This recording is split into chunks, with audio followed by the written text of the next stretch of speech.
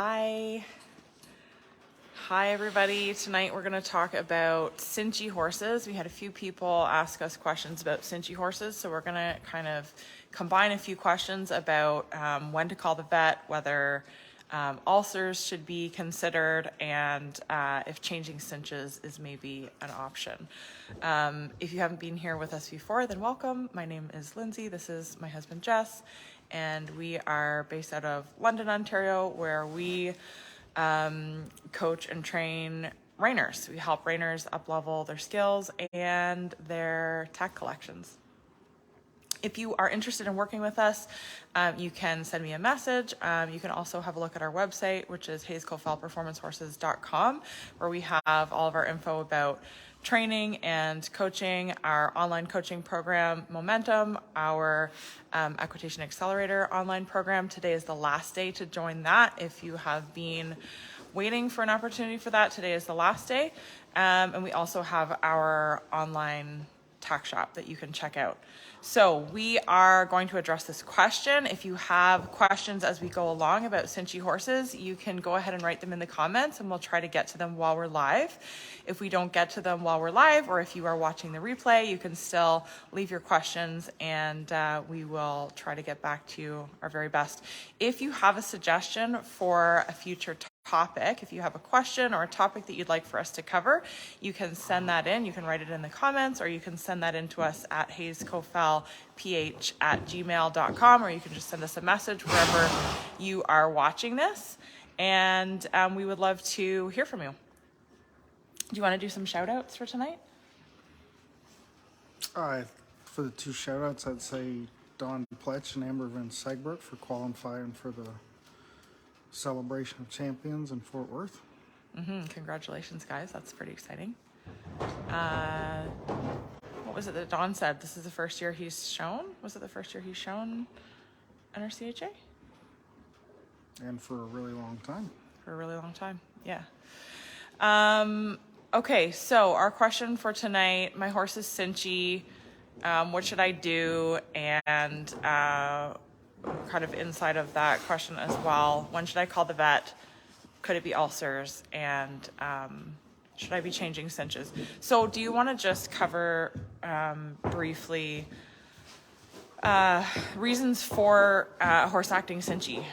What are some of the reasons why a horse might act cinchy? Because that's kind of where we need to start, right? Is figuring out why, so that we can find a solution.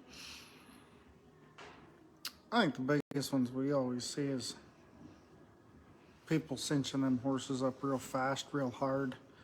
And the horse doesn't have time in his brain to compute what's happening. That's how I always figure it works. Whether the horses are a little claustrophobic or a little hurt, or sore, usually gets those things cinchy. They could be sore, either backs, poor saddles, fit, something's hurt them before, whether they have a little bruising on their back from a bad blanket or something. I think those are the major ones. And then if they're sore internally, like their stomach's hurting from ulcers, those would be what I usually see them being. And I think the other thing to clarify too is different between what we call cinchy and what we call cold back. Like some of them certain breeds of horses, if they're cold back, my definition is like if they're cold back, they're feeling fresh and they just want to play and they want to goof around, like a lot of the old Peppy Sam Badger breedings or some of them old foundation-y bred breedings, will just be cold back, and that's a little different. I think cinchy is when they hurt, they're looking to escape, and they usually, when you cinch one up that's real cinchy, they're not thinking through, they're hurt, so they're just panicking, trying to get away from They're biting at you, usually. Yeah, biting, kicking, or they run backwards. I mean, I've seen a lot of different scenarios, but it all comes down for a cinchy horse, to me, is that they're usually hurt. A cinchy is a hurt problem. Cold back is a playful problem. So I want to just add to that, if a horse has had a cough or if a horse is heavy, then the muscles in between their ribs can actually get sore. If they're doing a lot of coughing, you know how if you have a bad cough, how your rib cage actually aches. Or a horse that has heaves, if they're having a flare up and they're doing a lot of heaving, those little tiny muscles that go in between each rib are actually inflamed a little bit and they're sore. They can be sore for several weeks after a bad cold or after a flare up. They can also be sore after if the horse has had a really bad episode of tying up. So there would be those issues. There would also be if they have girth sores. And I think it's really important that anytime that you're cinching a horse up, you have your hands on them, both hands, especially in the winter time. Like right now when the horses have long hair and we can't always see what's going on. We can't always see what's going on anyways, but you want to have your hands in there and be feeling for things, feeling for anything that is unusual. So girth sores, or sometimes they get like little hives or little dry spots or rashes in there because they are sweating in there a lot, or little cuts, or obviously burrs and things, right? If they have something that has been stuck to them under there, those are all reasons why they could be sore. So, you know, it's hard to say when somebody says my horse is cinchy without the horse being here. It's really hard to say what the reason is, but those would be some of the reasons that a horse could be behaving that way. So those would be some of the things that you could check. If you have ruled out, you know, and this is a lot of things to rule out. If you're ruling out the way that you cinch the horse up, if you're ruling out poor saddle fit, which is a hard thing to rule out unless you really do go through a lot of effort to make sure that you have tried the best of the best saddles and had a proper fit and have been riding in that consistently. If you've ruled out all of those soreness issues, if you have ruled out ulcers, which I know this happens to people, we have people that come into the barn quite often and they'll say, oh, I've treated her for ulcers, I've, you know, done the saddle fit, I've, you know, whatever. What are some of the things that you would suggest to people to do if we've ruled out soreness from like ribs or heaves or poor saddle fit or ulcers? What are some of the things that you would do, that you would tell somebody to do if you figure that it's now a behavior that has become a bit of a habit? Like how to manage it? How to manage it. Mm-hmm. I think one of the things is if I know a horse comes in, he's an older horse and he's cinchy, first off, don't leave him in the cross ties when you cinch him up. Be safe about it, because when they have a flashback or checkout or whatever you want to call it, they're not worried about the person around them. So just take them out of the cross ties. A lot of times I'll even just undo the cross ties if I know one's cinchy. Anybody that's rode with me knows I'll tell a lot of people to loosen up their cinches. Everybody wants to heave them cinches up. Mm-hmm. And you don't need them tight. You know, they don't need to be tight, and especially when you first put them on. Like we throw the saddles on in the cross ties. I wouldn't even say snug them up. We just kind of tighten them up there just a little bit. And then our horses, especially, they'll sit in the cross ties for a little bit. We rotate through the horses. Then we bring them out into the arena, and then I decide whether I want to cinch them up from there or not, or if I'm going to work cattle, I'll cinch them up a little bit more. But don't get excited about cinching them up right away. And if you're having to heave on them, it's too tight. Horses don't need that. You have to think about it yourself. If you had a strap across your chest here and it was really tight, you can't breathe. And there's no quicker way to make a horse panic than to take away their feeling of being able to breathe, whether it be through soreness, or some horses I think are just a little claustrophobic about it, and they feel tough about it. And it does not help when everybody heaves those things up. So I'll just walk them out a little bit and then tighten it to where I want it to be. I know everybody always says, put 2 fingers in between there. If I can't pull the billet straps away from that horse, to me that's too tight, or those cinches are done up too tight. Mm-hmm. And I mean, we ride in the 1 pads, which are a stickier saddle pad. You don't need to tighten them up. I see that at the shows all the time. I've seen people put the cinch strap over their shoulder and heave up on it. You think, this is ridiculous. Don't do it that tight. I've seen, when I used to work at a lesson barn where the kids would come in and their parents would saddle horses up. I don't know how many times I saw where the dads would saddle the horses up and they would do them up so tight. I saw horses fall down because the saddles were done up so tight. And then, you think about the kid the next day going to ride that horse, they go to put the saddle on and the horse is terrified, And one thing I think when doing cinches up that I'm a believer in too is I don't like nylon billet straps. I think they slide too easy for most people. They don't have a little bit of natural give to them. They're just too stiff. I like leather billet straps or latigos and billet straps.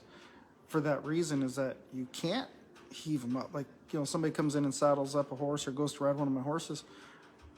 If they're here to look at their horse, I always ride them first, show them their horse, and then they can ride it a little bit.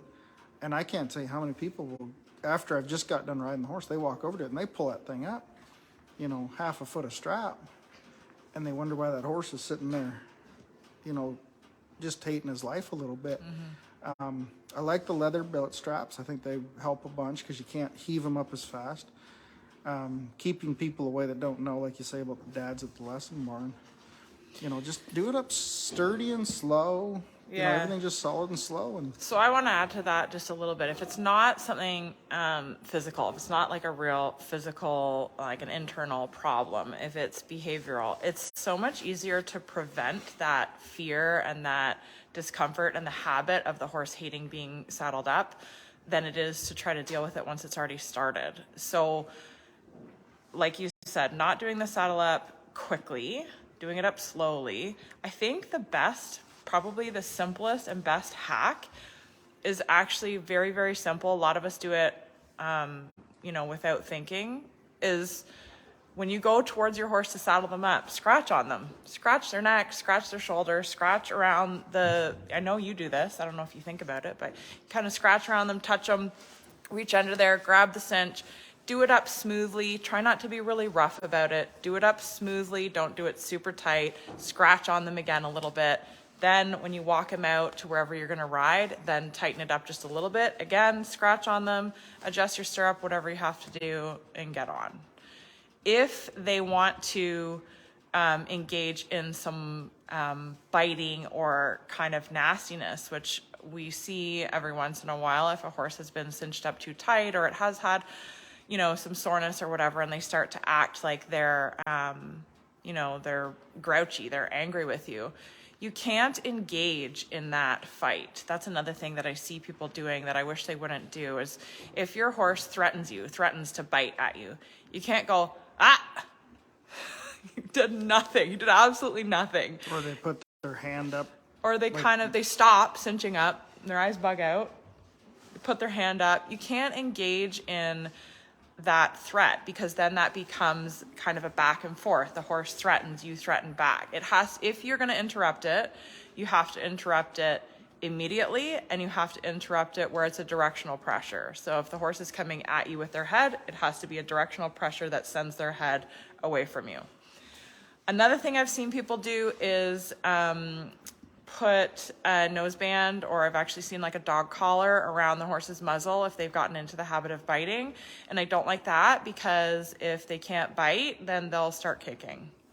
So I wouldn't. You haven't solved the problem. You haven't solved the problem. You haven't figured out what you're doing wrong or why they're hurting.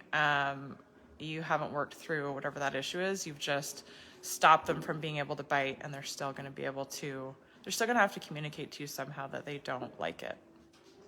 If I have one that comes in and somebody tells me they want to bite or kick or any of those real bad habits, I'll take those horses. I don't saddle them up inside for the first little while. I take them out into the arena. I saddle them up and I purposely don't buy into the idea that they're going to do it right away. I have to let them decide. I just saddle them up as if it's any old Sunday afternoon ride. I'm just real relaxed. And if they go to bite or kick or especially threatening is just as bad as biting. If they act in any which way, I'm going to make those things really move their feet a lot around me, go both ways, I make them work forward and get their feet moving, get their brain off of, I can have this negative reaction and I can nip or I can bite or whatever. If they want to nip or bite, I'm going to make their feet really move hard. And it's not just 2 seconds. It's, I'm going to work them around me, for a good couple minutes and really make them work hard. And then just go, and when I drop and I quit, I drop completely. And I just go back like it was a regular day. I'm just saddling up again. And it's hard. And that's a skill. You're good at it. You do it all the time. But that's a skill to go in and work with a horse that you know is going to try to bite you without behaving like they're going to try to bite you, right? Well, I think at that point it just becomes you do it enough where you realize coming at them going, hey, hey, hey, doesn't help anything. It makes it worse. Or coming at them like worried.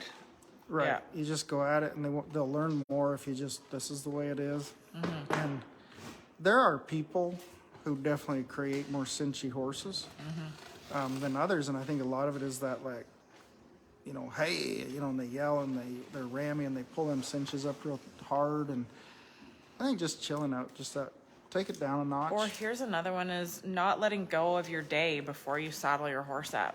Going in to saddle your horse up and you're in a rush because you got to the barn late and you only got a little bit of time, or, your day at work was awful or the commute was bad or, whatever. And you're just, kind of halfway run a brush over them, throw the saddle on and cinch them up.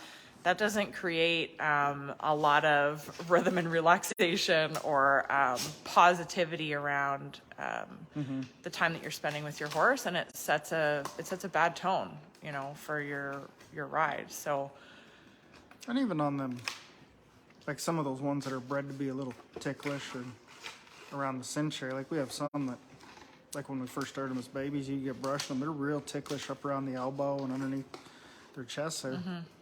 Those horses especially, I'm not going to use a hard bristled brush. I'm going to use my hand a lot more. Mm-hmm. And there's a lot to be said for before you pull that cinch up, rub on their shoulder, rub on their belly, and get them touched so that they don't come in with that. So that it's first good. initial thing. Yeah, it's a nice feeling. Mm-hmm. Okay, I want to show a couple of the cinches that we use, because one of the other questions was, should I change cinches? And I have a couple of examples here of what we like and what we do not like. Do you want to show them that one? Oh, I have the don't like one? No, you have the like one. I have the don't like one over here. I'm going to block the brand because I don't want to be ignorant about the brand. It's going to be hard. A lot of branding on this one. So these cinches that have this roller here make it way too easy to do your saddle up too tight. And that's something that you said, I don't know, you told me a really, really long time ago, and I was kind of like, yeah, whatever. And then I saw people do it over and over again. And now I hate these cinches because I think people like them because it makes it easier, but it makes it so easy to do your saddle up way too tight. I would stay away from these ones with the little roller thing right in here. Or there's some that have like 2 roller things, right? Mm-hmm. Yeah. Do you want to explain that one? These ones are just old. Well, this one's really old. And it just has a regular ring on the top. You have to hold it up so they can see it. Just a plain old ring. These cinches, I don't love. The neoprene on them gets really old real quick. And, well, as you can tell, nothing stays apart on a cheap one. But I do like them better than the ones with the rollers. And I use that one with the roller. But I mean, I also pay a lot of attention to how I'm pulling that thing up. And yeah, if you have one, you can still use it. The rest of it's actually a nice cinch. It's got nice neoprene on it and it's fully wrapped, but you just have to be mindful of it. I just want to explain one more thing about this one. This one is wrapped in neoprene. The neoprene goes all the way around it, which is kind of nice. And that's one of the reasons why we like these ones. The downside, like Jesse said, is that the neoprene that it's made of dries and cracks pretty easily. So it's going to get worn out and, it's going to fall apart a little quicker than some of the ones that we really like to use. Hold it up so they can see it. I think one of the things, the difference in these compared to some of them is the neoprene comes far enough out so that elbow isn't rubbing in there. To me, that's a huge benefit. And especially, I mean, we've used these for years. The one pads and the cinches that the one pad makes, they call them one cinches, but one pad makes them. And that neoprene is so nice and sticky that you don't do them up and don't heave them up. And that's the biggest thing I tell everybody is just loosen off your cinches. So the thing with these ones is that they have that softer neoprene, right? It's the same neoprene that the one pads are made of, if you're familiar with the one pad. And it's really, really soft. I don't know if you can tell how soft and supple that is. And it doesn't absorb the water and crack nearly as quickly as the other ones. And it's also, they're also a really good price. These ones are 50 bucks Canadian, I think. Whereas some of those other fully wrapped neoprene ones are, what are they at, like 90 or 100 bucks? I think another thing that gets worth saying, getting back to when you cinch them up too, that a lot of people forget. These rings here for your breast collar and your back cinch are important. But on a lot of those wrap cinches, that ring can flip underneath that cinch, or I guess technically on top of the cinch if you look at it that way. Yeah. And that thing's wrapped back in. I've seen that so many times where they're under that belly, that ring is flipped back. Yeah. And make sure you know what's underneath that belly when you're cinching them up. Again, like, whether it be dirty or, stuff's under there. In the wintertime, if we go to, or I guess we don't go anywhere anymore in the wintertime, but years ago we'd go to some wintertime get-togethers, at different functions, and you'd see people with like manure on the bottom of their horses, and you're thinking that manure is in between the cinch and that skin, and it's just tearing at them. And I'm not I don't show halter horses or nothing. They're not always You don't perfectly vacuum them. clean. Yeah, they're not perfectly clean every time, but Yeah. I am worried about where the cinch goes. You got to get your hands on them. You got to get your hands underneath there and make sure that everything's smooth. Yeah, and make sure like those rings aren't under there. Or we see it lots of times with some of them other ones where this is bent down. Oh my gosh, yeah, on the far side. Yeah. There's just so much things that look it over, and that will keep them horses from getting anything that doesn't hurt them. Keeps them from worrying about it. That's what the whole name of the game. That's why when we start them, like everybody thinks if we start them babies, boy, you strap them saddles on tight and you get them on there. And my babies, when we first put saddles on, I mean, they're, underneath is loose. If they're coming off because of that, you got a problem. You have a saddle problem. You have a conformation problem. It isn't that you don't cinch them up just because they're babies, basically. Yeah. Okay, let's have a look and see, because I think I saw a question back here. Hi, everybody. And yes, just so everybody knows, it's cold. It's in really London, cold. Ontario Yeah, today. we didn't even Our put our first day of cowboy winter, hats basically. on. Yeah, because we're cold. How tight should the back cinch be? Back cinches don't usually cause cinchiness. They cause a lot of playfulness, but the back cinch needs to be tight enough that the horse can't get its back foot through it, and not so tight that it's actually tight on their belly. And know their job that they need the back cinch for. Like, Yeah. it's become kind of a fad. More of the cow horses and stuff, everybody's using them more. And we see so many of them that are put on too loose. Put on incorrectly, yeah. The only time the back cinch has ever become a problem for horses is if it's, we start all our babies in a back cinch. First time they ever get rode, they get a back cinch on. And they don't have a problem because they think that's everyday life. Where we do see a lot of problems, and it happens over and over again. Somebody rides with just the front cinch on for years and then decides to put the back cinch on, and it's something weird in a weird position on them, and then horses react and worry about it. If that's the case, do it up a little bit loose, go out and lunge them. Don't get on them. Yeah, don't get on them. Don't get on them right away. Yeah.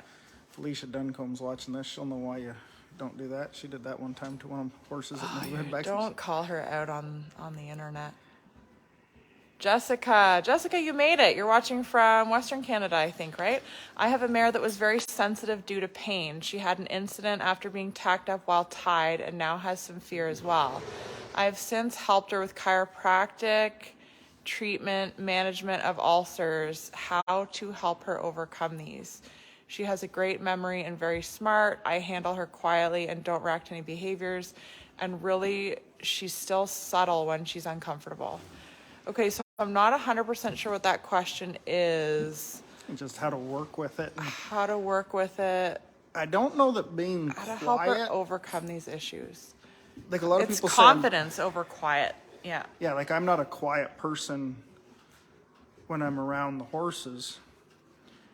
I'm deliberate where I go. I know Yeah. I know what I want done, but I'm not quiet. I mean, I kind of a bull in a china shop, I think some days. But You said it, not me. you know, like when I walk up to them, I don't sit there and stop my voice. I actually talk a lot. Yeah. And I talk loud and I talk bigger, and my hands move, but I get my hands on them right away. And I think that's the thing, when the horses feel you coming up, if you're really quiet, they'll kind of just sense that a little bit and back off just a little too. And then when you do something loud, they panic of it. And I'm not sure if that's how you meant that, but we see that so much where Yeah. people are just so worried their horse is going to be, blow or do something wrong, that they're so quiet. Just get your hands on them and touch them and rub them and Just be in there and be confident and comfortable, and you could spend a fair bit of time scratching on her, like, whatever it is that she likes. If she has a spot that she likes, you could like kind of scratch on her and do a percentage and scratch on her a little more, take her for a little walk before you get on her.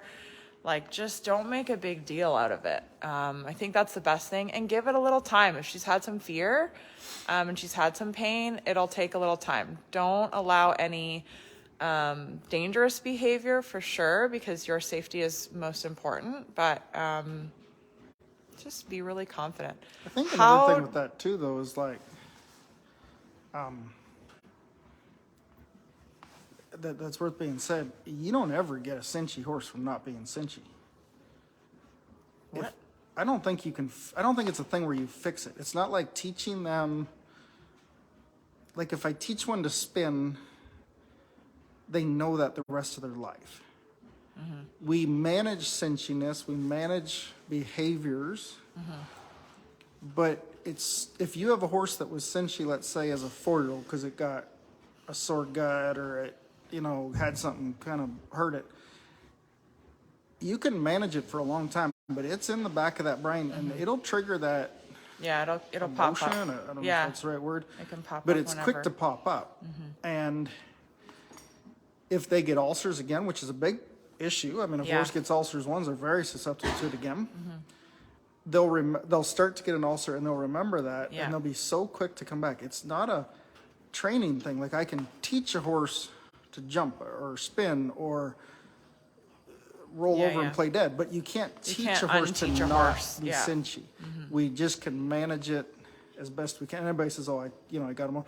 Give it a day; it'll pop back up. Yeah. The other thing I want to say is some people try to make things comfortable by feeding their horses a lot of treats, and I don't find that feeding treats is an effective strategy for this, because your horse is already trying to bite at you, and so engaging in more with their mouth, I've never seen that work. I would try to create a comfortable and happy and pleasing situation by scratching on them and being confident, relaxed, rather than feeding them. How to stop a horse from biting? Have we kind of touched on that? A little bit. A little I bit. think the biggest thing is when they do bite, don't ever, like you said, kind of growl at them. Don't do that. Don't Yeah, you ever can't threat. put your hand up and say, "Don't you do that." Yeah. And I'm, Yeah. I guess, a big one. It's, nobody likes to say it, but if a horse bites you, you can smack him in the mouth. Mm-hmm. You make sure you hit the mouth. Mm-hmm. and you do it right away. If you wait, it doesn't work. If you threaten them, it doesn't work. They bite, you hit. That's it. You're done. But the biggest thing when you do that, you got to make sure it happens. If you can't, get their feet moving and give them heck around that way. I like to do both. If one comes at me, I like to interrupt it in the opposite direction. Like if they come at me this way, I like to make sure that if I'm hitting, I'm interrupting them that way. And then I also will move their feet and their body like around, like almost like a turn away, like a pivot or something, like have them get up and move away from me. And not slow. You make them move And not their feet slow. hard. No, get out of my way. When they're done, they better be sitting there Yep. huffing a little bit going, oh, Get shoot. out of my way, and then everything's cool again, and, you know, go back to it. Jillian wants to know, what's your opinion of string cinches? I don't mind string cinches. They're tough because they're hard to clean. Mm-hmm. They get crusty really quick. If you, like from a trainer point of view, if you go from horse to horse, they collect so much sweat in there. Good string cinches, like a mohair or something like that, don't do the, what was those cheap, they used to use them out of like, it wasn't even wool, it was No, they were like cotton. synthetic-y something. Yeah. Cheap ones ain't good. You get a mohair one, they're great. You know, I still have some mohair string ones sitting around here. Good ones are expensive, and again, you get what you pay for. You buy one at a tax store for $20, you likely ain't gonna like it. But they're hard to clean. They're hard to maintain. Yeah, And you 'cause then just they have get to all watch what hard and gets in there. crusty. How can I tell if I'm doing my cinch up too tight? Hi, Lindsay. How can I tell if I'm doing my cinch up too tight? If you're asking, you likely are. If your horse's like body is bulging out from either side of your latigo and your cinch, it's too tight.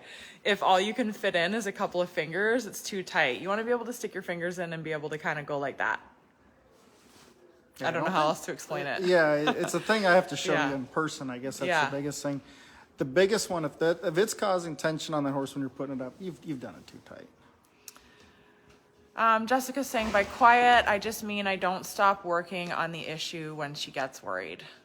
Yeah. Yeah, That's yeah. good. Keep after, Yeah. keep their Just feet keep moving, going. get them going live. Yeah. Okay, good. I think we have answered those questions. Thanks for being here, you guys. And if you have more questions, you are welcome to send those in or comment after the fact. Like I said, we always go back and try to answer any of the questions that are in here. If you're interested in any of those one cinches that we had here, they are on our shop, which you can find at rainingtackcanada.com, or send me a message and I will send you the link. Good. I'm frozen. Okay, we're frozen. We're going in. Thanks, you guys. Good night. Good night.